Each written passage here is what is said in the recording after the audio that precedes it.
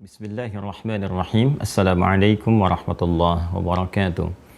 Alhamdulillahi rabbil alamin. Wassalatu wassalamu ala rasulillahil karimil amin. Sayyidina Muhammadin wa ala alihi wa sahbihi ajma'in wa ba'd. Faya ahbaballahi wa ahbaba rasulihi sallallahu alaihi wasallam. Usi nafsi wa iyyakum bitaqwallahi faqad fazal muttaqun. Fala tamutunna illa wa antum muslimun. Faqala ta'ala Ya ayyuhalladzina amanu taqullaha haqqa tuqatih wa la tamutunna illa wa antum muslimun. Saudara-saudariku, bersyukur pada Allah Subhanahu wa taala kita kembali diberikan kesempatan untuk beraktivitas di kesempatan kali ini, dan tentunya kita telah bermohon kepada Allah agar kita diberikan petunjuk-petunjuk kebaikan, menata aktivitas pada hal-hal yang diridhai oleh Allah Subhanahu wa taala, sehingga dengan itu mampu kita mendapatkan rahmat Allah dan kembali dalam kebaikan. Pun demikian kita bermohon kepada Allah Subhanahu wa taala, semoga saudara-saudari kita yang berkehidupan sampai detik ini namun belum beriman diberikan kekuatan pada jiwa mereka, pada lisan mereka untuk bersyahadat sebelum wafat kembali kepada Allah Subhanahu wa taala.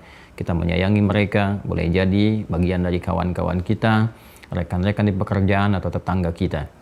Pun demikian kepada para pelaku maksiat, dan dimungkinkan kita berada di antara itu semua, diberikan kelembutan hati untuk bertobat dan kembali menata jalan yang baik, hayatan thayyibah, dan semoga diwafatkan dalam keadaan yang mulia, husnul khatimah. Dalam kerangka itulah kita mencoba untuk belajar, mendekat kepada Allah, meningkatkan ibadah, dan tentunya disupport dengan pengetahuan. Dan dengan pengetahuan, ilmu itulah kemudian ibadah kita akan semakin khusyuk, mantap kita dalam menunaikan ibadah kepada Allah Subhanahu wa taala dan memiliki ketahanan argumentatif ketika disoal dan dipertahankan sampai kembali kepada Allah. Alhamdulillah, ilmu pertama dari turunan-turunan pembahasan dalam keislaman kita telah masuki, bahkan sampai pada pembahasan yang pokok dari bab akidah, yaitu pokok-pokok akidah, simpul-simpulnya atau dikenal juga dengan rukun iman.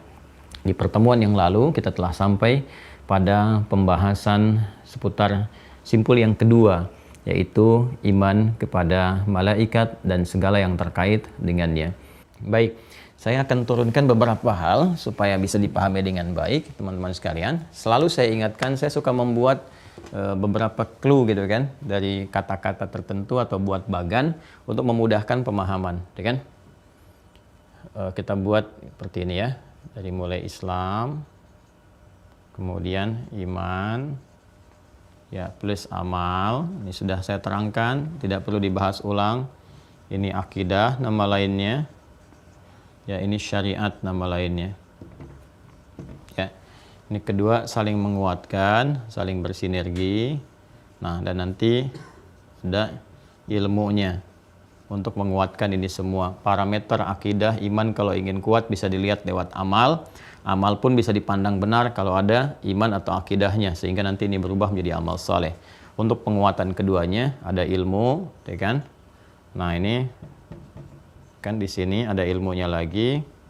Ini juga ada ilmunya lagi yang ini, ya kan?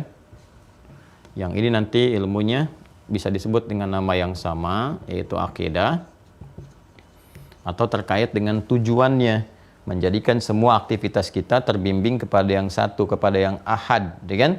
Kepada yang ahad. Siapa yang ahad itu? Allah. Tahu dari mana? Di surah Al-Ikhlas. Qul huwallahu ahad.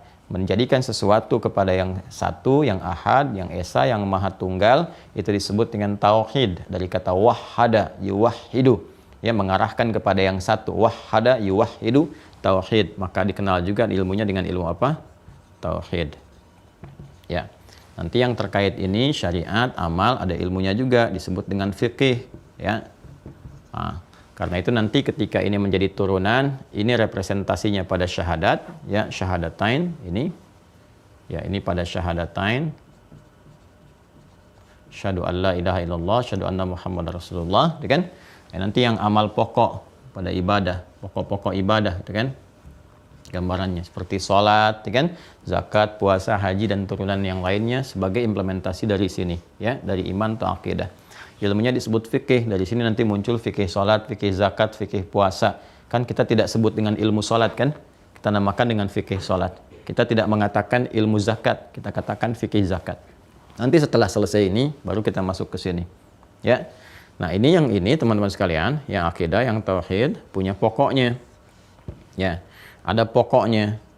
Ya, dan ilustrasinya indah sekali dalam Islam itu. Ilmu keislaman itu luar biasa, Masya Allah, gitu kan? Masya Allah, bagaimana Allah memberikan detil pedoman kehidupan kita dari yang sederhana sampai yang paling kompleks. Jadi selalu diilustrasikan seperti bangunan itu, ya, seperti bangunan. Ilmu itu seperti bangunan, nanti yang mengokohkan apa yang akan kemudian kita bangun ke atasnya dan menampilkan dengan keindahan. Jadi mulai dari pondasi, tiang-tiang, sampai juga sampai ke atap, sampai ke keindahannya, ya, bagai warna-warna dan seterusnya. Makanya di situ nanti ada akidah, Masya Allah, kemudian bangunan nanti ada ibadah, ya, kaitan dengan sinergitasnya ada muamalah, nanti kecantikan keindahan bangunannya ada akhlak, itu selalu terikat ke dalamnya. Nah, maka di sini pun ada ilmunya, ada yang pokok, ada pondasinya. Ya.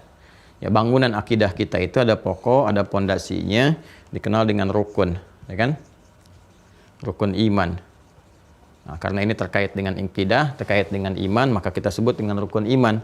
Ya, bisa kita katakan juga rukun akidah, ya boleh gitu ya, rukun iman.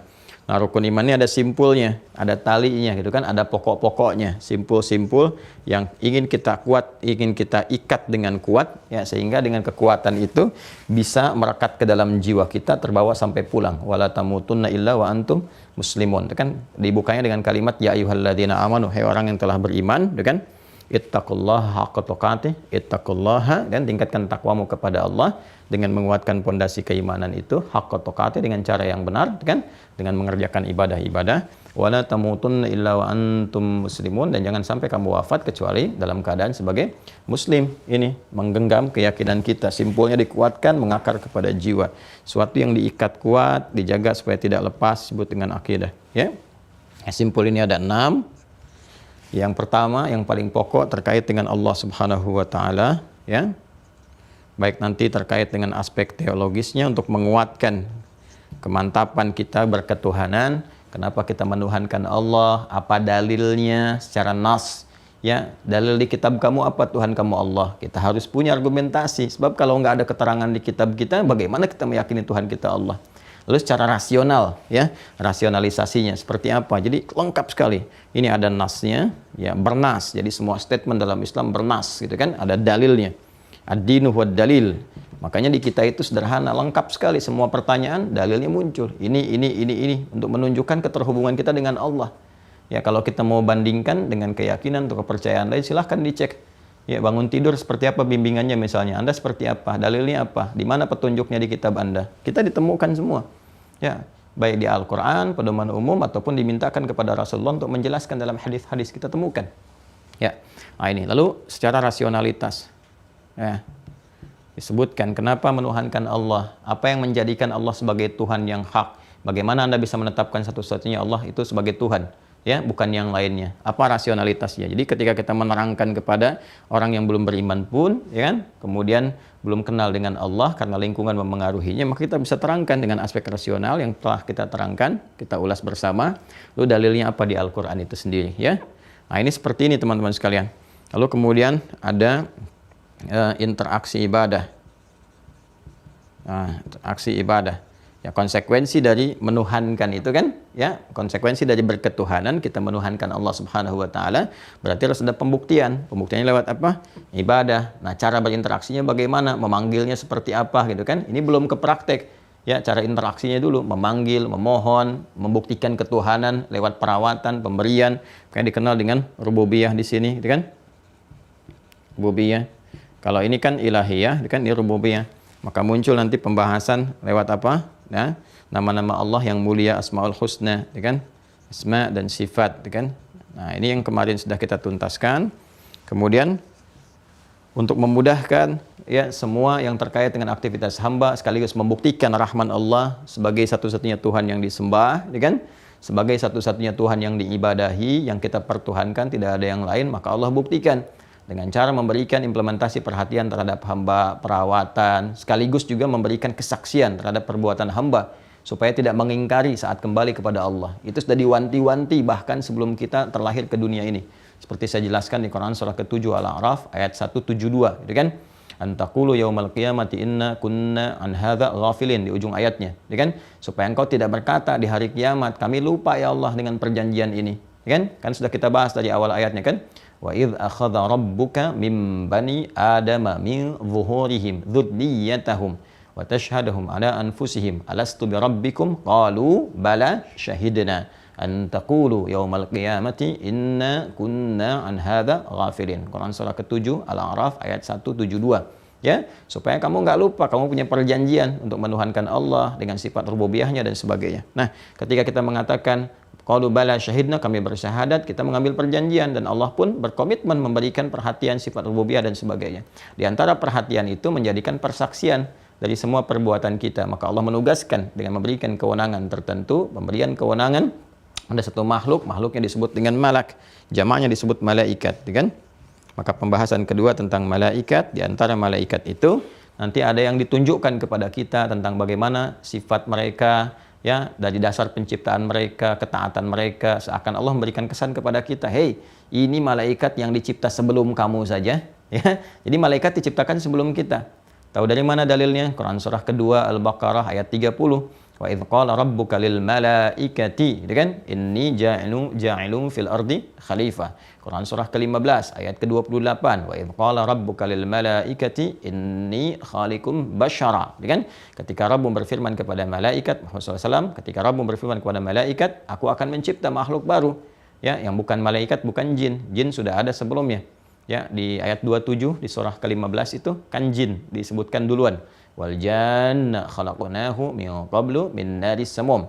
Dan jin diciptakan sebelum manusia, ya, dari api yang menyala-nyala. Jadi malaikat duluan, kemudian setelah itu jin, kemudian manusia. Nah, jadi malaikat diciptakan duluan. Bahannya apa? Dari cahaya. Masih ingat kemarin? Ya, saya sampaikan malaikat dari nur, materinya. Ya, jin dari nar, ya kan? Malaikat dari apa? Nur. Kalau ditanya apa dalilnya? Malaikat diciptakan dari nur, dari cahaya. Nanti kita lihat keterangan Nabi Sallallahu Alaihi Wasallam, diambil di hadis Muslim, ya, hadis Muslim. Nomor hadis 2996.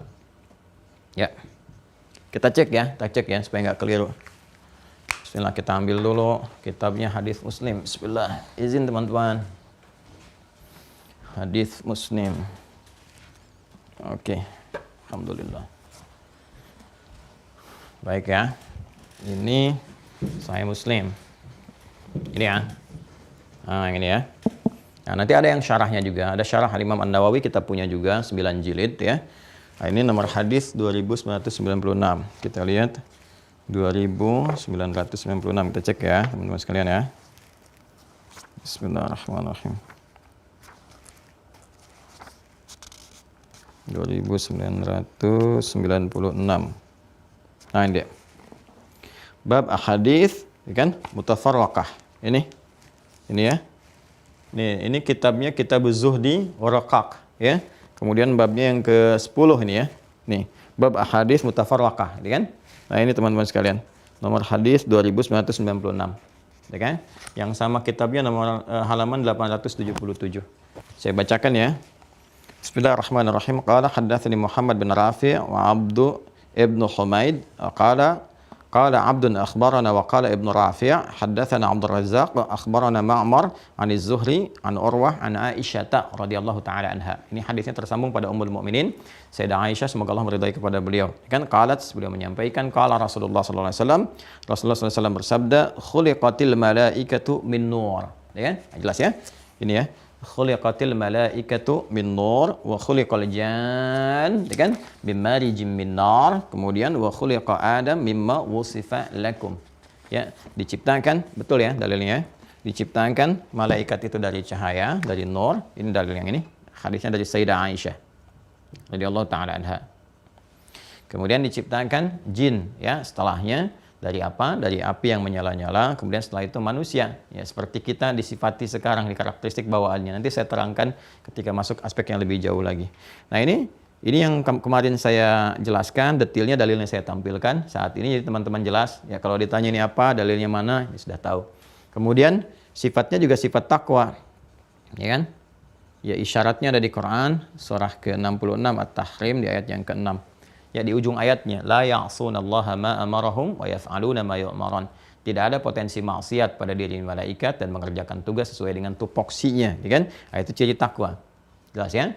Nah, maka kembali ke awal pernyataan yang saya uraikan tadi, ya ada di antara malaikat yang diberikan kewenangan untuk memberikan kesan kepada kita bagaimana makhluk yang mulia ini diciptakan dengan bahan dari cahaya yang sangat baik, ya, kemudian dengan bawaan-bawaan yang mulia, yang baik.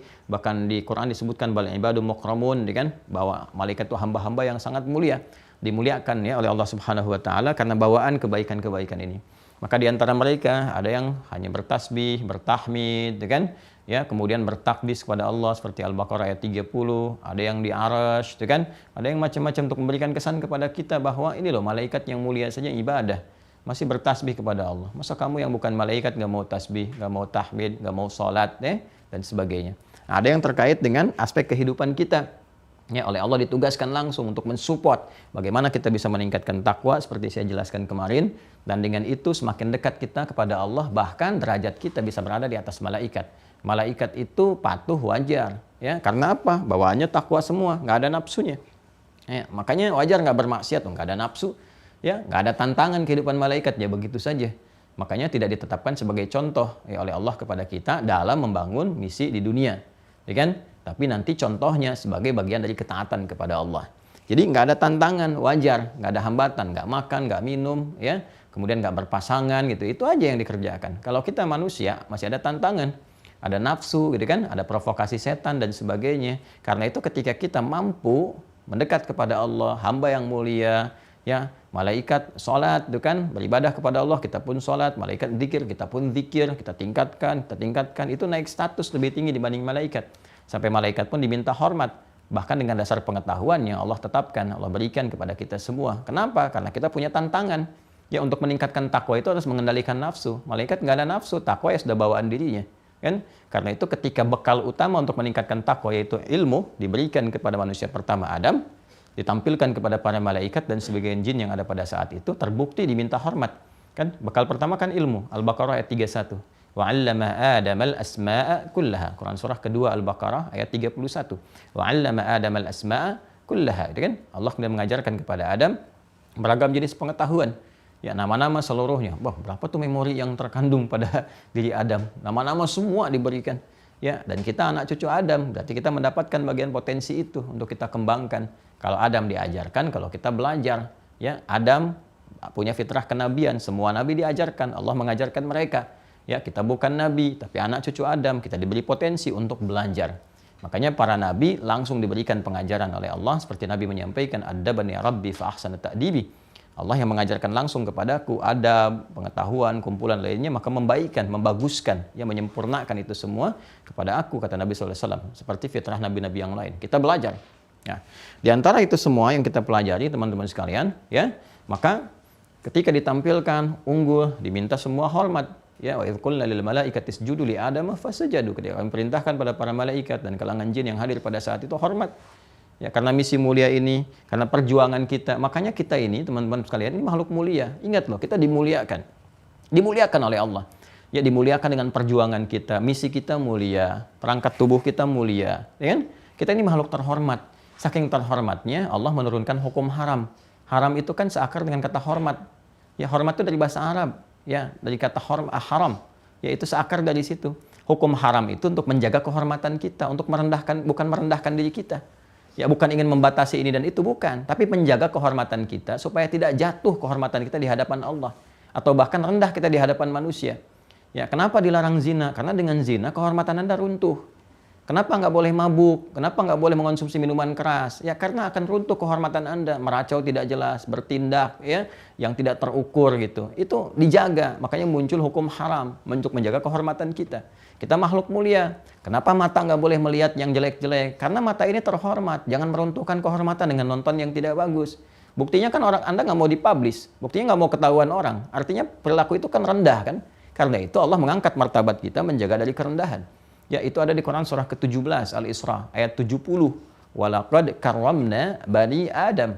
Ya, paling kanan di pertengahan. Walaqad karramna bani Adam. Kami telah muliakan semua anak cucu Adam. Wa hamalnahum fil barri wal bahri, kan?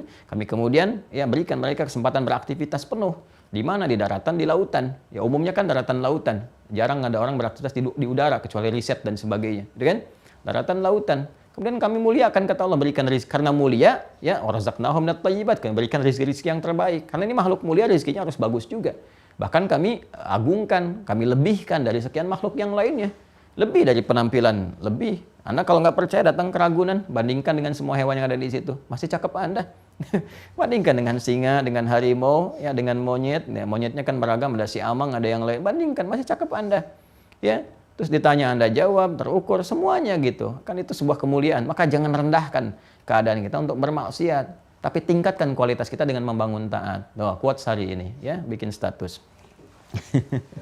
Jangan rendahkan diri kita dengan bermaksiat, tapi tingkatkan kualitas hidup kita dengan taat, ya. Nah ini karena itu kemudian disupport oleh Allah dengan menugaskan malaikat-malaikat. Pertama dengan mensupport para rasul dulu, karena rasul ini yang paling utama membimbing kita dengan pedoman, ya. Nggak boleh salah, nggak boleh keliru, dijaga dari maksiat. Makanya sifatnya maksum, ya, sifat nabi, sifat rasul. Jadi nggak ada manusia yang maksum, ya, kecuali para nabi rasul yang terjaga langsung oleh Allah dengan misi kenabian atau kerasulannya. Jelas, ya? Nah, jadi yang pertama malaikat Jibril, saya tidak akan uraikan lagi, sudah saya terangkan dengan jelas, ya. Dan Gabriel, ya, sudah saya tuntaskan. Nah, kemudian Mikail juga sudah saya tuntaskan, ya kan? Ya, ini sudah selesai. Ini kemarin juga sudah kita tuntaskan. Saya tidak masuk ke fisik, ya, tapi lebih kepada peran-peran saja. Kalau kita mau bahas yang fisik-fisiknya, ini di lain kesempatan, ya. Seperti misalnya apa malaikat bersayap, sayapnya ada berapa, bagaimana kecepatannya, macam-macam. Ya, ada detailnya, ada semua. Seperti di surat Fatir misalnya kan, Alhamdulillahi fatiris samawati wal ard, ya, di ja'ilil malaikati rusula uli ajnihatin matsna wa thulatha wa ruba'. Quran surah 35 ayat 1, ya, itu yang terkait dengan sayapnya, terkait dengan jumlahnya juga disebutkan lagi nanti, ya. Wa ma ya'lamu junuda rabbika illahu, kan di surat Al-Mudaththir itu seperti pernah saya sampaikan. Kemudian juga misalnya apalagi yang terkait dengan itu semua, kecepatannya, yang naik turunnya kan untuk menunaikan tugas, ya, bisa seharinya sama dengan 1000 tahun dan sebagainya. Itu bisa diukur dengan kecepatan desimal tertentu atau bilangan desimal tertentu sampai diukur ke yang paling utamanya seperti Ibnu Sina pernah melakukannya di kitab Al-Basair, ya, lalu melahirkan kecepatan cahaya. Kita kalau mau riset tuh sebenarnya tinggi sekali, teman-teman, ya. Nah, sekarang kita masuki urutan ketiga. Nah, siapa lagi yang kita harus kenali yang terkait dengan aspek kebutuhan kita? Ini jelas, ya, untuk menetapkan kebenaran Rasulullah SAW membawa misi risalah. Dari mana tahunya Nabi Muhammad itu Rasul? Ya, menerima wahyu. Siapa yang menurunkan wahyu? Malaikat Jibril. Dari mana tahunya Malaikat Jibril turunkan wahyu kepada Nabi Muhammad? Kita lacak dalam sejarah, dalam keterangan. Ya, Imam Al-Bukhari bikin kitab, Sahih Al-Bukhari. Dari 97 topik pertamanya kitab Bad'ul Wahyi, menerangkan tentang awal mula wahyu, dibuktikan oleh sejarah. Bagaimana Bukhairah menemukan beliau saat usia 12 tahun di Syria itu, wilayah Syam sekarang, kan? Di Syria saat ini ditemukan, ditetapkan tanda kenabian, tahu semuanya. Diterangkan di kitab-kitab sebelumnya, kan? Ya, kemudian seperti di Al-A'raf ayat 157 itu kan jelas sampai 158. Ya, alladzi yajidunahu maktuban, ya, fit Taurati wal Injil. Jadi tertulis di dalam kitab-kitab mereka, baik di Taurat ataupun di Injil, dan diwariskan sampai Waraqah bin Nawfal pun tahu tanda-tandanya. Sampai di Al-Baqarah ayat 146 disebutkan alladzina atainahumul kitaba ya'rifunahu kama ya'rifuna abna'ahum. Mereka mengetahui tanda-tanda kenabian. Jadi di Quran diberikan dalilnya, di sejarah bisa dilacak, semua mengakui, jelas. Ya, jadi nggak bisa mengingkari. Ini fungsi berjalan. Jadi Jibril ini sudah selesai, kita tahu. Kemudian Mikail terkait dengan apa? Rahmat, keberkahan, rezeki, tuntas kita jelaskan. Urutan ketiga apa? Nah, ya, coba apa coba? Ya? Admin apa? Israfil. Israfil.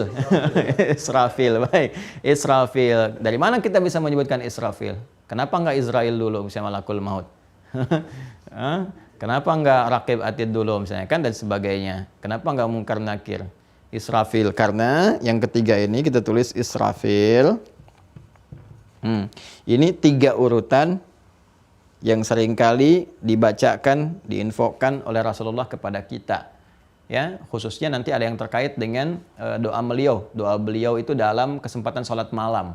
Itu kalau beliau sedang tahajud, itu, ya, sahabat Abdurrahman bin Auf itu pernah bertanya pada Sayyidah Aisyah. Sayyidah Aisyah itu Masya Allah, di antara hikmah Allah memerintahkan Rasulullah SAW ya untuk menikahi Sayyidah Aisyah itu untuk mewarisi keilmuan-keilmuan beliau ya sehingga bisa disampaikan kepada kita dari informasi A1 yang ada di dalam rumahnya. Ya kan sahabat umum nggak bisa melacak Nabi bangunnya bagaimana, mandinya seperti apa, ya keadaan di rumah bagaimana. Sayyidah Aisyah itu luar biasa. Diberikan oleh Allah Subhanahu wa taala kesempatan untuk menimba pengetahuan dari Rasulullah, ya menjadi orang paling terdekat, ummul mukminin di antara ibunda orang-orang beriman dan mewariskan informasi kepada kita. Ketika sahabat Abdurrahman bin Auf bertanya pada Sayyidah Aisyah apa yang dibaca oleh Rasulullah SAW dalam kesempatan salat malamnya, beliau menyampaikan kan Nabi senantiasa atau kadang membuka karena nanti ada beberapa doa iftitah ya atau istiftah ada 12 seragamnya. Di antara doa yang dibaca itu Allahumma rabba Jibril wa Mikail wa Israfil. Ya, Allahumma rabba Jibril wa Mikail wa Israfil. Ada di hadis riwayat Abu Daud. Coba kita ambil ya supaya dicek untuk dibuktikan dulu. Hadis riwayat Abu Daud ya ma yustaftahu bi andal qiraah ya apa yang dibaca oleh Rasulullah SAW ya saat beliau kemudian bertakbir dan ingin memulai bacaan. Abu Daud. Oke, bismillah. Sunan Abu Daud. Nah, ini ya. Sunan Abu Daud. Ini ya teman-teman ya. Sunan Abu Daud. Bismillah.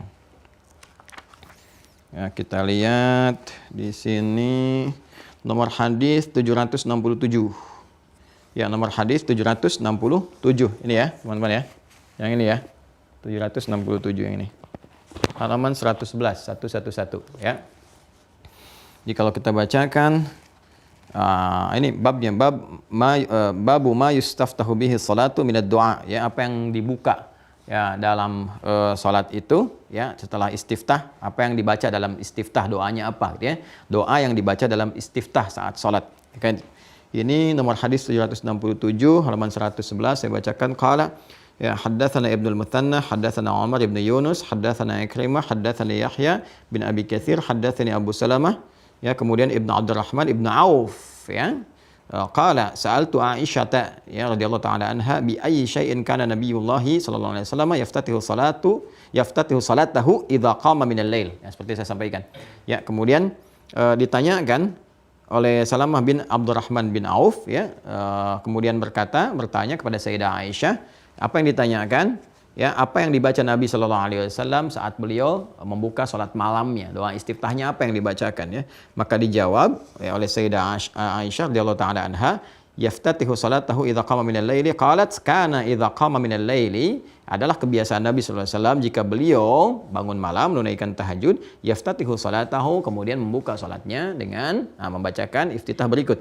Allahumma rabba Jibril wa Mikail wa Israfil ya fatiras samawati wal ard dan seterusnya ya Allahumma rabba Jibril wa Mikail wa Israfil baik nah ditemukan ini Allahumma rabba Jibril wa Mikail wa Israfil duhai Allah Rabbnya Jibril Mikail Israfil Masya Allah ini satu rangkaian kan ya, kemudian apalagi fatiras samawati wal ard alimul ghaibi wasyahada dan seterusnya gitu kan riwayat hadisnya ini disebut serangkaian nanti kita akan lihat hikmahnya apa ya kalau ini terkait dengan misi kenabian ya penguat risalah beliau seakan-akan memberikan kesan kepada kita bahwa Nabi Muhammad SAW menyebutkan di sini Rabba Jibril ya Allah Rabb Tuhannya yang telah memilih menetapkan Jibril bertugas kan ini isyarat untuk menetapkan risalah atau kerasulan Nabi Muhammad SAW.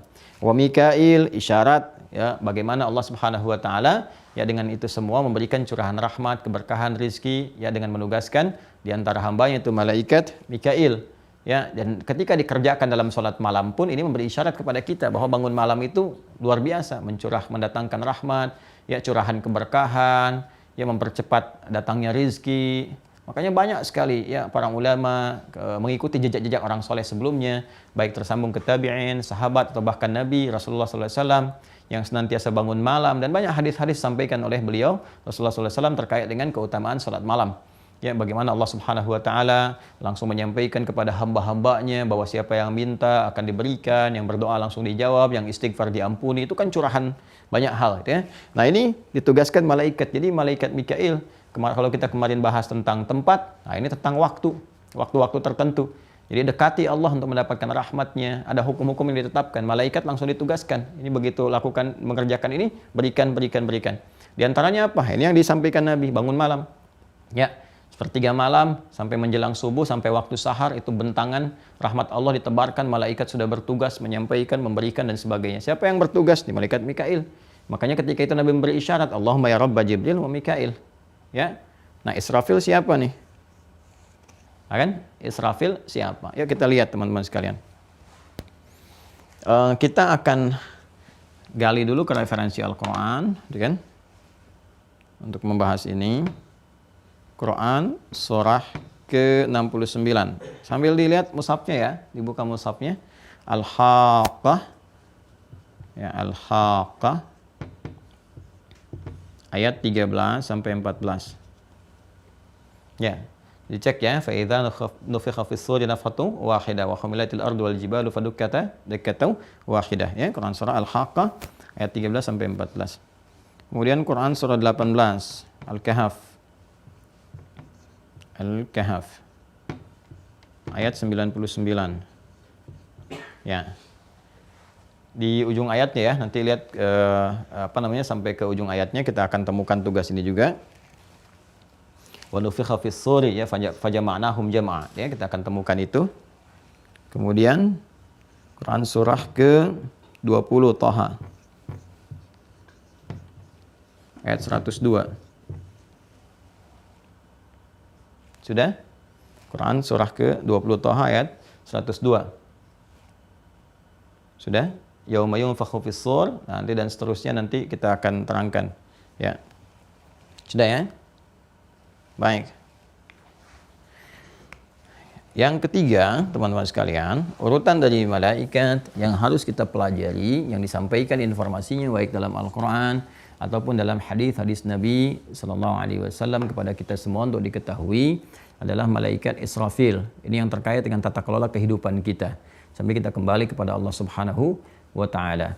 Ya, siapa malaikat Israfil ini? Kalau kita lihat namanya di dalam Al-Quran, itu tidak disebutkan namanya secara langsung. Tapi yang disebutkan adalah tugasnya, perannya, ya kan?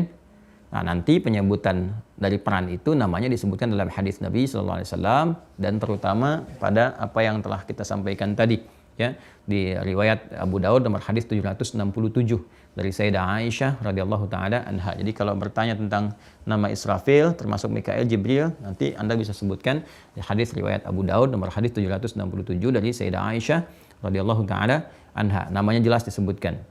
Apa tugas malaikat Israfil ini? Ya, tugasnya adalah memberikan tanda berakhirnya kehidupan. Ya, tanda berakhir kehidupan. Nafkhah, ya, nafkhah. Meniup. Jadi seperti halnya roh kita ditiupkan, kehidupan mulai berjalan, maka akhir kehidupan di alam semesta pun ya berakhir dengan tiupan. Jadi awalnya dengan tiupan, akhirnya dengan tiupan, gitu kan? An-nafkh pakai kha ya. Nafakha, an-nafkhu, kan? Dari kata nafakha. Ya. Ya, ada nafaha, ada nafakha, itu berbeda. An-nafkh, ya, nafkhu. Meniup. Ditiup seperti roh kita kan ditiupkan ya oleh Allah Subhanahu wa taala dengan kehendaknya kun fayakun. Di bahasa Qur'annya wa nafakhtu fihi min ruhi. Ya, Quran surah ke-15. Ya, Quran surah 15 Al-Hijr ayat 28 sampai 30. Wa idz qala rabbuka lil malaikati inni khaliqum bashara min salsalim min hama'im masnun fa idza sawaituhu wa nafakhtu fihi min ruhi faqa'u lahu sajidin, kan? Jadi teman-teman sekalian di sini, ini kalimat nafakha meniupkan, berikan roh dan sebagainya, ya. Itu awal kehidupan. Jadi awal kehidupan itu menggunakan tiupan, roh datang berkehidupan dan sebagainya, kan? Nah, akhir kehidupan pun diakhiri dengan tiupan. Ya, menghancurkan semuanya gitu kan? Ya, akhir kehidupan alam semua berkehidupan dan sebagainya. Ini nanti ada sesuatu yang banyak sekali menarik teman-teman sekalian. Jadi kalau kita ngaji, dalami gitu, lihat, masya Allah kesesuaian, keseimbangan macam-macam. Ya, seperti penciptaan kita ini manusia kan ada 4 ragam penciptaan. Ini supaya nggak aneh nih. Jadi kalau nggak belajar jadi aneh gitu kan. Allah kan menciptakan manusia ini nanti dari 4 ragam. Ya, ada yang diciptakan tanpa ayah, tanpa ibu, ya. Jadi nggak ada peran laki-laki, nggak ada perempuan, tanpa ayah, tanpa ibu. Nanti yang kedua, ini menarik nih, ya. Dari peran ayah saja, laki-laki saja, ada peran laki-laki saja, ya, tanpa ibu, ya. Ini menarik nih, ya. Nanti yang ketiga ini, ya, ada peran ibu saja tanpa ayah. Yang keempat dengan ayah, dengan ibu. Oh, bingung kan? Pada bengong tuh. Satu, ya, tanpa ayah, tanpa ibu. Yang kedua, ayah saja, tanpa ibu, ya kan? Yang ketiga, ibu saja, tanpa ayah. Yang keempat, dengan ayah, dengan ibu. Nanti Anda, saya, kita masuk yang mana tuh? Ya kan? Itu menarik tuh. Pokoknya berkesesuaian deh. Satu, tanpa ayah, tanpa ibu. Nabi Adam. Jelas kan? Coba, siapa ayahnya Nabi Adam? Siapa ibunya Nabi Adam? Gak ada. Allah ingin berkehendak menciptakan manusia pertama. Ya, langsung kun fayakun, jadi Adam. Ya, kalau ada ayah ibu berarti bukan manusia pertama, ya kan? Jelas ya? Berarti Adam tuh. Kan dari sisi ayah saja, dari laki-laki, nggak ada unsur perempuan, nggak ada ibunya. Sayyidah Hawa. Sayyidah Hawa kan diciptakan dari apa? Dari tulang sulbinya Nabi Adam kan, tulang rusuknya Nabi Adam, ya kan? Coba lihat An-Nisa, Quran surah 4 ayat 1. Ya ayyuhan nasu taqu rabbakumul ladzi khalaqakum min nafsin wahidah. Adam wa khalaqa minha. Dari bagian Adam tulang rusuknya itu zaujaha, istrinya. Muncul Hawa, ya kan? Itu disepakati. Anda mau lihat kitab samawi yang lain silakan cek, sama. Jelas ya? Jadi Hawa kan dari apa unsurnya? Dari bagian laki-laki, gitu kan? Artinya dari ayah saja, tanpa adanya ibu, kan? Awas jangan aneh nih, kan kita yakini Al-Quran, mungkin belum tahu, ya? Masa sih bukan, belum tahu. Kita sampaikan, jelas. Dan ini sudah kita paham semua, kan diciptakan dari tulang rusuk, kan? Bagiannya dari situ. Yang ketiga apa? Ibu saja tanpa ayah, Nabi Isa. Ya kan? Nabi Isa kan ibu saja, Maryam alaihissalam. Bapaknya siapa? Nggak ada. Jelas kan? Nah, makanya beliau virgin kan? Ya, perawan suci yang sangat mulia, sangat dihormati. Jelas suratnya surat Maryam disampaikan, di Al Imran juga dibahas. Yang terakhir dengan bapak, dengan ibu, kita. Ya, saya, Anda, kita semua. Ya, jadi ada 4 bagian nih. Makanya jangan aneh kalau ada salah satu, nggak usah aneh. Memang 4-nya seperti itu. Ya, jadi jangan sampai kita salah menilai. Oh ini karena tanpa ibu nih, misalnya kan, oh berarti jadi Tuhan. Oh jangan begitu dulu. Oh ini karena nggak ada ayahnya, bisa kok ibunya aja. Berarti diangkat statusnya, bukan cuma manusia. Ya misalnya jadi Tuhan atau anak Tuhan dan sebagainya. Terus yang ini yang tanpa ayah, tanpa ibu jadi apa dong? Gitu kan? Makanya kita melihat 4 bagian ini biasa saja, standar. Makanya Allah katakan, ya inna mathala Isa indallahi kamathali Adam. Ya sungguh bagaimana penciptaan Isa alaihissalam, ya kan? Itu seperti halnya Adam. Artinya apa? Normal aja. 4 bagian ini, manusia pertama demikian, manusia kedua demikian, ya. Kemudian lanjutannya untuk mukjizat seperti itu, yang keempat ya demikian adanya. Masing-masing menunjuk bagian dari hikmah penciptaan dari Allah Subhanahu wa taala. Artinya apa? Allah mau berkehendak apa saja jadi, itu poinnya. Bagi Allah gampang. Allah pengen ya jadi. Ya, yang Allah kehendaki nih, lahir manusia tanpa bapak, tanpa ibu. Yang Allah pengen jadi. Lahir tanpa ibu, jadi. Lahir tanpa bapak, jadi. Harus ada bapak, harus ada ibu, jadi. Jelas ya? Jadi Allah ingin menunjukkan apapun yang Allah inginkan terjadi. Itu maksudnya. Dan yang membuat seperti itu siapa? Sang pencipta, Allah Subhanahu wa taala. Itu maksudnya, ya. Nah, ini kembali ke sini teman-teman sekalian. Itu saya hanya ingin ambil contoh bagaimana ya segala hal itu saling di Islam itu detail sekali, jelas keterkaitan. Ya satu sama lain tuh ada kejelasan. Ini maksudnya ke sini, hikmahnya ini, pemahamannya begini. Termasuk awal kehidupan. Ya dengan tiupan, akhir kehidupan pun dengan tiupan semesta hancur semua, habis. Ya, nafakh ini. Baik. Kemudian siapa yang ditugaskan ya oleh Allah Subhanahu wa taala dari hambanya, dari malaikat ya untuk menutup akhir kehidupan ini, ya kan ditiup semua, bahkan nanti itu pun akan ditutup juga, malaikat diwafatkan juga oleh Allah Subhanahu wa taala semuanya ya, sampai untuk menunjukkan yang abadi itu Allah. Nanti sebagai penutup wal awal ya wal akhir. Dialah Allah yang awal, tidak ada kemudian mulanya, ya tidak bisa dilacak mulanya, kemudian yang akhir tidak ada ujungnya. Jadi benar-benar asal, benar-benar bermula, benar-benar abadi dan sebagainya, ya kan? Jadi baka, sifat baka itu, ya sifat baka awal dan akhir, nggak usah ditanya kapan mulanya, kapan akhirnya. Wal awal wal akhir. Jadi awal dan akhir itu nggak usah ditanya kapan mulanya, kapan akhirnya. Udah, sifatnya baka. Makanya beda dengan khalada, dengan baka itu beda, ya. Menunjuk kepada Allah baka, menunjuk kepada makhluk itu khalada, khalid. Makanya surga kan khalidina fiha, neraka khalidina fiha, bukan baqina fiha. Jelas ya? Nanti kita bahas lebih jauh kalau masuk ke suasana akhirat. Simpul yang kelima, ya.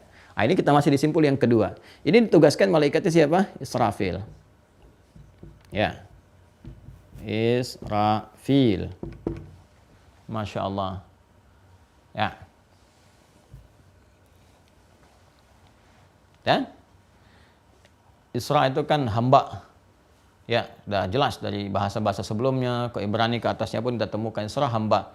Makanya ada Israel, Nabi Yakub disebut Israel, ya kan? Nabi Yakub tuh. Nabi Yakub disebut juga dengan apa? Israel. Israel itu hamba, Il itu Allah, ya, hamba Allah yang saleh.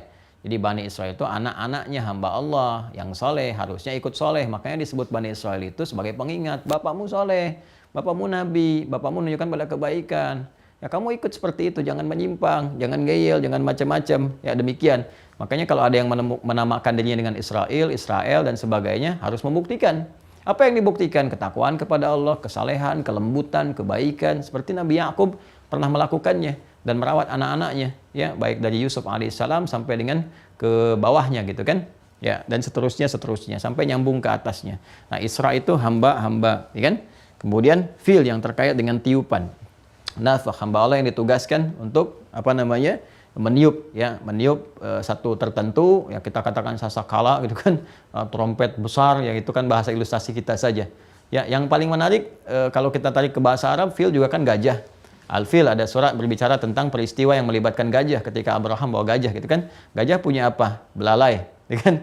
Yang kalau gajah niup belalai kayak suara trompet kan. Ya. Ini kalau kita memahami bahasa itu unik teman-teman sekalian. Jadi bukan otak-atik sana sini, bukan. Kita melihat bagaimana keterkaitannya. Ya, jadi semacam ditugaskan hamba Allah ini untuk meniup sesuatu, ya tanda berakhirnya kehidupan. Ya seperti disebutkan di Quran surah Al-Haqqah surah 69, ini kan ayat 13 sampai 14. Ya, fa idza nufikha fis-suri. Nah, yang ditiup itu namanya as-sur. Sur. Trompet besar. Fa idza nufikha fis-suri. Ya, sedangkan kita diciptakan ya menggunakan kata sawwara. Thumma sawwarakum fa ahsana suwarakum. Seperti saya jelaskan di pertemuan-pertemuan yang lalu, masih ingat? Ya kan? Kita kan dibentuk dengan seperti itu. Ya, yusawwirukum fil arhami kaifa yasha. Allah membentuk kalian sejak di rahim sebagaimana yang Dia kehendaki. Ya, thumma sawwarakum fa ahsana suwarakum, lalu membentuk kalian yang terbaik. Dari kata sur juga kan? Ya. Maka ketika berakhir kehidupan ini, awal hidup ditiupkan pakai nafakha, ya kan? Di akhir hidup pakai nafakha, dibentuk pakai sawwara. Ya, sawwara yusawwiru, ya kan? Pakai sawwara kan? Yusawwirukum fil arhami kaifa yasha, itu kan? Di surah Ali Imran. Nah, kemudian Allah juga sampaikan, "Tsumma sawwarnakum fa ahsana suwarakum", dibentuk kalian yang terbaik dengan bentuk yang terbaik. Ini berakhir kehidupan pun ditiupnya pakai sur, wa nufikha fis-suri. Ya, satu akar nih, satu derivasi. Ya, saya bicara tentang derivasinya ya. Saya bicara tentang hybridnya, akar katanya. Kalau kita mau bicara tentang ilmu sharaf nanti bahasan yang lain. Tapi saya ingin kaitkan antara keterkaitan ini luar biasa. Dibuka dengan tiupan, diakhiri dengan tiupan, dibentuk dengan baik, diakhiri pun dengan habis keseluruhannya. Wa nufikha fa idza nufikha fis-suri nafkhatan wahidah.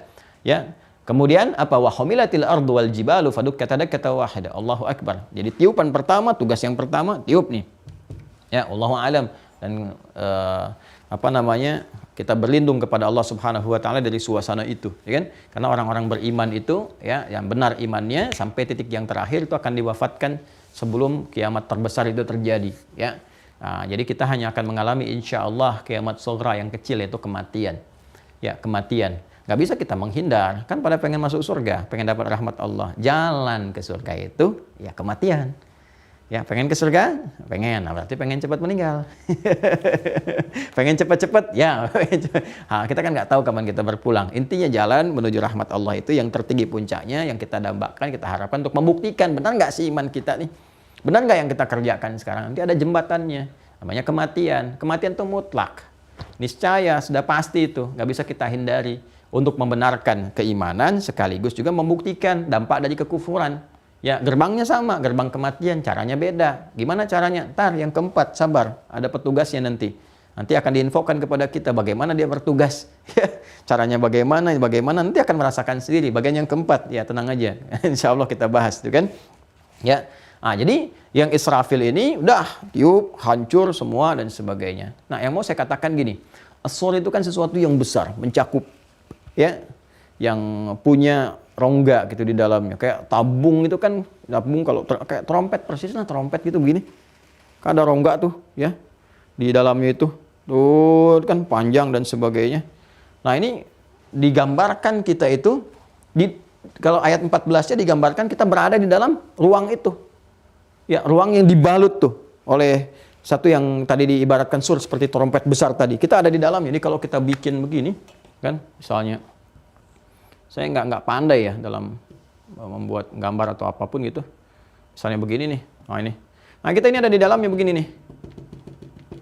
Nah, karena di ayat ke-14 disebutkannya wa humilatil ardu wal jibal. Humila kan seakarnya yang kata hamil. Ya, itu kan bentuk pasif dari hamala. Ya, hamala yahmilu hamlan fa huwa hamilun dzaka mahmulun. Ya kan? Apa akhirnya humila yuhmalu humila, karena ini muannats, ard ya muannats majazi, wa humilatil ardu wal jibalu. Jadi semua benda-benda asteroid, planet-planetnya ada di sini nih. Di galaksi kalau kita belajar sekarang ini ada di sini, dikandung sama ini. Jadi kita ini ada di sini di dalam ini. Ini bahasa Quran ya. Bahasa Quran ini isyarat, nanti silakan dibuktikan. Lihat bagaimana secara astronomisnya benar nggak seperti ini. Ya, ini kajian antariksa. Ayo, para astronom, coba dibuktikan benar nggak nih bahasa Al-Quran. Diberikan isyarat begini. Jadi kalau kita gali, ini dikandung begini nih. Nanti ada saatnya. Begitu ditiup, wah dengan kecepatan luar biasa, kebisingan suara. Kita aja kalau dengar suara bising, kan kita punya batas tertentu dalam pendengaran. Jadi bunyi itu. Kalau nggak salah dulu di fisika, saya belajar satuannya hertz ya.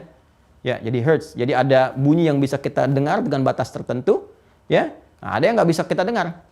Ya batasnya nanti dari berapa ke berapa, minimal berapa, maksimal berapa. Ya, jadi ada yang kita bisa dengar, yang nggak bisa kita dengar bisa menghancurkan gendang telinga. Ya, apalagi misalnya kalau mohon maaf, dia yang di luar batas itu hancur semuanya.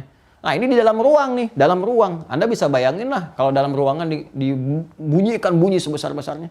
Kan dalam salah satu interogasi yang dilarang ya oleh konsensus dunia itu kan menyiksa tahanan misalnya yang tertahan. Ya, dengan salah satunya dengan itu tuh bunyi-bunyi kencang itu supaya mengganggu ya kebisingannya macam-macamnya, merusak gendang telinga, ke saraf dan macam-macam dan seterusnya. Anda bisa bayangkan dikencang sekencang-kencangnya hancur semuanya, apalagi dalam ruang. Ya, Anda bikin aja tes gitu kan. Satu misalnya pipa besar atau apa dalamnya bikin terus tiupin yang kencang gitu kan. Nah, bendanya, apalagi benda-bendanya kecil-kecil dan sebagainya yang dianggap kecil halus ya. Silakan lihat apa yang terjadi reaksinya. Kalau kita masuk kolong-kolong itu ya, kayak di tunnel ya, tunnel nafakah bahasa Arabnya tuh apa bahasa Indonesia, terowongan ya. Kalau kita masuk ke terowongan kan di Arab itu kalau umroh haji kan ada terowongan. Di kita juga kalau kita ke jalan-jalan ibu kota apa kan masuk tuh terowongan ya, atasnya jembatan itu kan, kita masuk tuh kan suaranya jadi lebih bising kalau ada bunyi-bunyi lebih kencang. Nah, ini seperti ini nih gambarannya, ini saya ilmiah saya jelaskan ya. Nah, saya mencoba mengamati, melihat gitu. Ada nggak penelitian ke sini tentang di dunia astronomi, antariksa dan sebagainya. Lalu saya cek. Tadi malam saya minta staf saya juga coba lihat nih, cari. Ini benar nggak isyarat Al-Quran dan sebagainya. Ternyata Masya Allah, begitu kita cek, NASA menginformasikan. Ya, coba ke sini. Tolong teman-teman tunjukkan ya. Ini saya mau tunjukkan sesuatu yang sangat menarik nih teman-teman. Nah, ini informasi dari NASA. Quran surah Al-Haqqah ayat 13 sampai 14. Ternyata posisi kita bumi itu di bumi sekarang ini kecil aja sekian banyak ini. Planet, galaxies gitu kan. Galaksi, planet semua gitu kan. Ini ada di sini nih. Ini kalau saya besarkan tuh. Sini. Ini semua nih. Dan ternyata yang paling luar biasa ya, kita bersyukur kepada Allah, kan? Satu hal yang sangat mengagumkan, menunjukkan kebenaran Al-Quran. Ternyata ini tuh apa? Ya, ternyata ini bukan terperangkap lah istilahnya ya. Ya, berada dalam ruang, terlingkupi oleh satu ruang yang bentuknya seperti trompet gini tuh. Tuh. Bentuknya seperti trompet. Bahkan mereka membuat ukuran sendiri, kan? Ini development of galaxies, planets, etc. Ini kan? Ini semua sini tuh. Dark age di sini, kan? Kemudian afterglow light pattern, itu kan ada berapa nih jaraknya nih? 375.000 tahun sampai di sini. Inflasinya bagaimana? Kuantum fluktuasinya seperti apa? Ini bahkan ya first stars for 100 million years. Gitu ya, satu bintangnya aja bisa usia 400 juta tahun. Ini disebutkan satu ada bintang ke bintang, galaksi, asteroid, planet macam-macam di sini, tuh, dan seterusnya. Ternyata kita berada dalam ruang, tuh. Sadari nggak? Ya. Saya mau tanyakan pada Anda, kitab mana yang menunjukkan tentang pembuktian dari NASA? Ini dari NASA loh, saya dapatkan dari CNN Indonesia, dari hasil penelitian NASA, jadi terbentuk ini. Diilustrasikan, ditangkap lewat citra mereka, ya. Kan mereka punya tuh satelit dan sebagainya untuk mencitrakan dari ruang angkasa sampai dengan ke bumi dan sebagainya. Ini dapatkan formulasinya begini. Dan yang membuktikan ini, melihat non-muslim. Bisa kebayang nggak? Kita punya ayatnya. Anda bayangkan? Kita punya ayatnya, satu ayat loh. Wa humilatil ardu wal jibalu fadukkat, ada kata wahid, ini dikandung. Bumi kita ini dikandung berada dalam satu ruang. Humila dikandung berada dalam satu ruang. Ini ruangnya. Terjaga kita di sini. Ya. Nanti masalah black hole dan sebagainya ada di ayat lain seperti Ar-Rahman dan sebagainya gitu. Tapi ini sangat menarik teman-teman sekalian. Ini pembuktiannya ada di siapa? Jadi yang membuktikan tentang kebenaran Al-Quran, satu ayat itu, gitu kan? Nah, kemudian yang membuktikan tentang apa lagi? Kebenaran hadis Nabi yang ditugaskan malaikatnya siapa? Ya ini. Justru para ahli-ahli yang nggak kita ragukan bagaimana kepakaran mereka, bahkan kita pun bertumpu pada keterangan mereka secara ilmiah, pergerakan bintang bagaimana, ini galaksi seperti apa, asteroid sekitaran bumi untuk menjaga keamanan bagaimana, dilihatnya keseimbangan seperti apa. Ini mereka sendiri yang riset nih dan menemukan ini. Ini citranya demikian kurang lebih, kan? Cuman kan karena mereka nggak tahu referensinya, kan? Ya, belum sampai kepada tingkat keimanan yang kita kemudian sampaikan, perkenalkan supaya mengetahui. Kan bertanya-tanya, ini apa yang akan terjadi dengan ini semua? Jawabannya di Quran. Fa idza nufikha fis-suri nafhatun wahidah. Ini akan ditiup nih, hancur semua di sini. Ya, wa humilatil ardu wal jibalu fadukkat dakkatan wahidah. Begitu ditiup sekali, hancur semua, beradu semuanya. Ya, kalau dakka itu kan artinya hancur, beradu, saling bertabrakan. Boom gitu ya. Nggak beraturan. Kalau nggak percaya, adakan aja benda-benda tertentu, terus yang kertas, yang apa, yang macam-macam, ditiupkan di trompet. Mot yang paling kencang. Kan saling berterbangan, beradu satu sama lain. Ya, nah ini namanya dakka. Karena dakka tawahidah, sekali tubrukan, boom, langsung hancur semua. Ya. Jadi bukan saling tabrak asteroid atau planet ditabrak asteroid lagi, tabrak ini tabrak itu, udah semua ditiup, nabrak semua, hancur. Ya, kalau tabrakan beruntun kan masih berapa? Ini semua tabrakan, boom gitu. Ada yang terangkat, ada yang macam-macam, nabrak semua, habis semuanya. Jadi sekali. Ya. Nanti di surah ke-18, ya kan? Ya. Ayat 99, setelah ini habis semua hancur, dikumpulin lagi, bangkit lagi. Ya, wanufikha fis-suri fajama'nahum jam'a. Dilihat di ujung ayatnya, ya kan? Jadi begitu nanti sudah habis semuanya, tugas yang kedua tiup lagi, kumpul lagi semua, bangkit lagi. Jadi yang kita dapatkan dalam pembelajaran kita di keislaman, tiupan pertama habis semua, hancur alam, gitu kan? Tiupan kedua dibangkitkan lagi semua, gitu kan? Masih ingat gak? Ya kan? Nanti tanda yang ketiga tiupan lagi, maka dikumpulkan di surat Thaha ayat 102. Ya, dikumpulkan lagi menghadap termasuk para pendosa mulai tertunduk. Ya, makanya disebutkan di sini reaksinya dengan mujrimin, ya kan? Mereka tertunduk, takut dan sebagainya sampai menghadap Allah Subhanahu wa taala. Siapa yang ditugaskan malaikatnya? Israfil.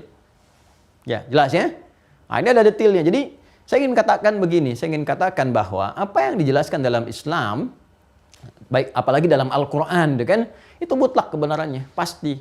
Kita hanya tinggal menunggu pembuktian itu lewat waktu, perjalanan kehidupan kita, satu-satu akan terbukti. Makanya Allah katakan di Quran surah 41, Fussilat ayat 53, ya kan? Allah berfirman, "Sanurihim ayatina fil afaqi wa fi anfusihim hatta yatabayyana lahum annahul haqq." Ya kan? Kami akan tampakkan. Ya, pakai sa di situ. Ya, sa pendekan dari saufa, ya kan? Kemudian pakai fi'il mudhari. Ya, dekat atau lambat. Saufa itu ya bisa dekat atau lambat.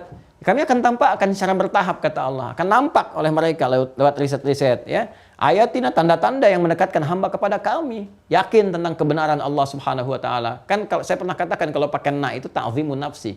Li ta'zimi sya'ni. Menunjukkan keagungan Allah, ya, dari keagungan informasi, kebesaran yang disampaikan. Kamu akan lihat secara bertahap. Ada pembuktian di alam yang menunjukkan keesaan Allah, ketuhanan Allah. Kadang-kadang kita lihat aja ke atas awan berbentuk Allah, gitu kan? Ya, dan sebagainya. Kadang-kadang kita lihat di pohon bagaimana kok bisa belah tomat dibelah kalimatnya Allah dan seterusnya. Ya, ini tanda teman-teman sekalian. Jadi yang paling menarik kemudian sanurihim ayatina fil afaqi wa fi anfusihim, bahkan pada diri mereka sendiri, ya, hatta yatabayyana lahum annahul haqq, sampai nampak kepada mereka bahwa semua yang disampaikan di Al-Quran itu nyata kebenarannya. Lalu apa kaitannya dengan malaikat Mikail, malaikat Jibril? Yang serangkaian 3 malaikat ini disebutkan oleh Nabi SAW, bahkan dalam doa malam beliau secara berurutan, ya. Dan disebut dengan sifat rububiyahnya Allah. Allahumma rabba. Allahumma kan saya pernah sampaikan, ya kan? Seperti guru saya mengajarkan, saya sampaikan kepada Anda semua. Allahumma itu mengandung unsur kelembutan, kepasrahan, ketawaduan. Jadi Nabi itu berdoa dengan penuh kelembutan, kepasrahan, ketawaduan, keyakinan. Ya Allah, ini kan? Rabba Jibril, yang menugaskan Jibril, ya, memberikan perhatian dan sebagainya, memberikan ketentuan. Wa Mikail juga Mikail, wa Israfil. Artinya apa? Ya, kalau kita mau gabungkan ketiganya, seakan-akan kalimatnya begini, ya Allah yang telah menetapkan aku sebagai Rasul, memilih mengangkatku sebagai Nabi dan Rasul melalui malaikat Jibril. Curahkan rahmat, ya kan? Curahkan keberkahan, curahkan kemudian rezeki yang kau tetapkan lewat malaikatmu, Mikail. Dan mohon jaga itu, selamatkan aku, ya, sampai akhir-akhir kehidupan, ketika semua berakhir dan tiada lagi yang tersisa ketika malaikat Israfil bertugas. Artinya apa? Kalau kita bawa ke nuansa kehidupan kita, diajarkan kita setiap sholat malam itu minta sama Allah. Ya Allah, seperti Engkau telah tetapkan angkat Rasulullah Muhammad SAW dengan diberikan wahyu oleh malaikat Jibril, ya, kami meyakini itu ya Allah, kami mengikuti jalannya, kami mencintainya. Maka mohon ya Allah dengan itu semua curahkan rahmat yang Kau turunkan lewat malaikat Mikail dan sebagainya. Minta sama Allah, ya kan? Kemudian apa? Jaga ya Allah dengan rahmat itu, dengan berkah itu, dengan rezeki itu, jaga kami ya Allah. Jaga kami ya Allah sampai kembali kepadamu. Jangan biarkan kami mengalami peristiwa-peristiwa yang mengerikan, yang menakutkan, yang menghancurkan, seperti akhir kehidupan yang Kau tugaskan kepada malaikat Israfil. Ya, itu makna luasnya, tafsirnya demikian. Nah, makanya kita setelah selesai salat malam itu kan berdoa, minta rahmat, minta ampunan dan sebagainya. Sehingga ketika mengalami bagian-bagian kehidupan kita mudah, wafatnya husnul khatimah dan sebagainya. Nah, ini pembahasan tentang malaikat Israfil seharusnya menjadikan keadaan kita itu lebih yakin bahwa kehidupan dunia itu sementara. Satu saat akan pulang. Setelah akan pulang, lantas apa yang mau dibanggakan gitu? Terus apalagi yang mau dikejar? Ya, kan saya katakan, kata Ibnu Qayyim al-Jauziyah, sikapi dunia itu seperti bayangan. Kalau semua terus dikejar, nggak akan pernah bisa tertangkap. Ya, hanya nafsu saja gitu. Maka sikapi sewajarnya, proporsional aja. Buat kurikulum kehidupan yang jelas, bikin kurikulumnya, profesinya apa yang mau dipilih, dan pilih satu di antara 4 kan, lagi-lagi kembali ke 4 kan. Kita diciptakan dari 4 sisi bagian, kan? Kita punya 4 bagian dari kehidupan. Kalau nggak dengan ilmu, dengan harta, dengan kedudukan, dengan tenaga. Anda mau ngambil passion yang mana? Kan miniasinya ada dalam kehidupan Nabi. Sahabat-sahabat kan milih yang ilmu, misalnya sahabat Ali bin Abi Thalib, Abu Hurairah radhiyallahu taala anhum wa anhum jami'a. Yang pakai harta kita temukan sahabat Abu Bakar As-Siddiq, Abdurrahman bin Auf, Utsman bin Affan. Ya, mereka beramal. Ya, kemudian yang pakai kedudukan siapa lagi misalnya? Ada banyak, ada Umar bin Khattab, ada Amr bin As, ada Muawiyah bin Abi Sufyan dan sebagainya. Ya, ada yang kedudukannya itu macam-macam, ada yang di militeran seperti Khalid bin Walid, ya, dan seterusnya gitu. Itu luar biasa, 38 panglima, macam-macam semua dalam rangka ibadah. Ada yang pakai tenaga seperti Bilal bin Rabah, adzan aja, adzan. Nggak sibuk nyari harta seperti Utsman, ya sudah ini passionnya Utsman, jangan semua di harta. Ya, di ilmu nggak terlalu dikenal, walaupun beliau tentu punya beberapa hadis referensi, tapi Ali bin Abi Thalib lebih dominan. Ya, kemudian sahabat siapa lagi misalnya, yang laki-laki Abu Hurairah, yang perempuan Sayyidah Aisyah, lebih dominan, itu kan di keilmuannya. Di kedudukan ya sudah, ini udah ada Amr bin As, ya udah ada Umar bin Khattab, udah ada yang lain-lain, kan? Maka beliau pilih lewat tenaga. Konsisten, adzan, konsisten.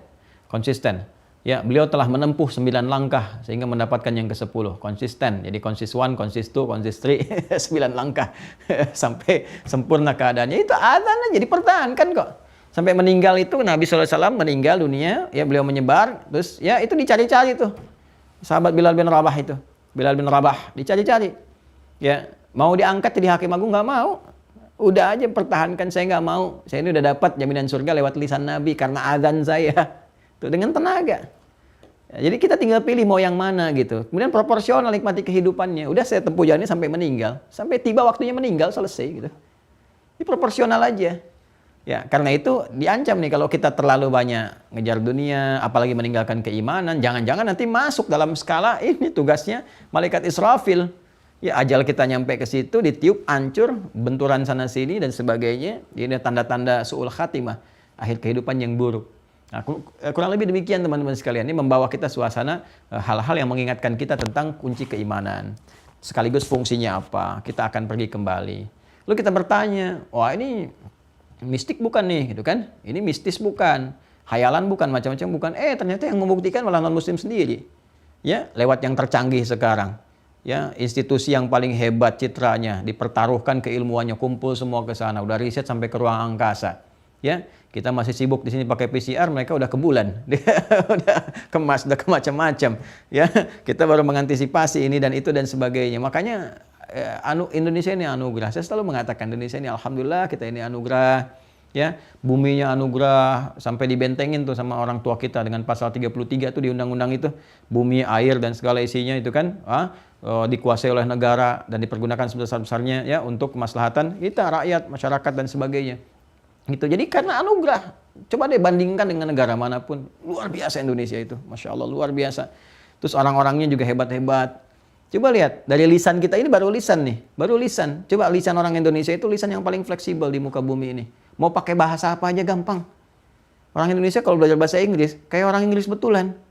Coba kalau tampil di radio misalnya nggak ada orangnya kelihatan, dia bicara bahasa Inggris, orang nggak akan duga kalau itu orang Indonesia. Ya, saya tidak dalam rangka membandingkan ras atau apa tidak ya, tapi kita ingin melihat bagaimana anugerah yang Allah berikan pada kita syukuri. Ya, yang dari Cina bicara ketahuan Cina nih, dari India ketahuan India nih, Jepang ketahuan Jepang, Indonesia nggak tahu. Kalau itu ternyata orang Chicago bukan Chicago, gitu kan? Jadi lidahnya luar biasa.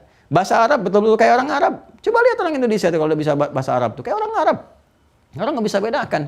Ini orang mana nih? Ternyata ketahuan-ketahuan orang Tasik. Udah jenggotan. Assalamualaikum, kaifa halak? Masya Allah di Mekah ini. Udah kita jauh-jauh, kan? Ditanya, anta min fain? Ana min Banten. Sunda, abdi oge ti Tasik. Udah bisa bayangkan tuh. Orang Tasik tuh ternyata. Bahasa Arabnya luar biasa gitu, macam-macam. Itu udah Indonesia tuh. Makanya kita syukuri, ya. Syukurinya bagaimana? Dengan cara apa? Tingkatkan ibadah kepada Allah, lalu mencintai negara kita, membangunnya dengan kebaikan-kebaikan yang bisa kita munculkan. Ya, saling mensupport, harmoni, cari jalan tengah yang baik, jadi ummatan wasata, itu akan mulia. Nah, sampai tiba waktunya semua kehidupan akan berakhir. Dan ini yang menunjukkan sekali lagi, pembuktiannya bertahap muncul. Ini kalau teman-teman googling ya, di Google aja, ceklah. Ya, bisa trompet, angkasa, trompet sasakala macam-macam. Ini mudah muncul tuh skemanya, dari sini muncul, itu kelihatan semua. Jadi ini ya teman-teman sekalian. Jadi hal yang terkait dengan aspek kehidupan kitanya adalah permohonan kepada Allah Subhanahu Wa Taala dengan mengenal ini agar dilindungi oleh Allah, konsisten pada kebaikan-kebaikan, dapat rahmat, curahan keberkahan, rezeki sampai kita wafat. Ya, dan tidak mengalami situasi ini yang penampakannya sudah tampil sekarang, sudah kelihatan nih. Ya, jadi kalau sampai semua tanda ini diberikan secara bertahap, kita belum yakin juga, wah itu patut dipertanyakan tuh. Ada apa di dalam imannya itu? Itu mesti khawatir. Jika kalau orang beriman tuh kalau udah tahu begini, ya saya yakin tuh orang-orang yang belum beriman, belum kenal Al-Quran itu kalau baca ayat ini aja satu, terus dia baca tafsir terjemahannya, terus dia riset tentang ini, demi Allah saya katakan akan netes air matanya itu.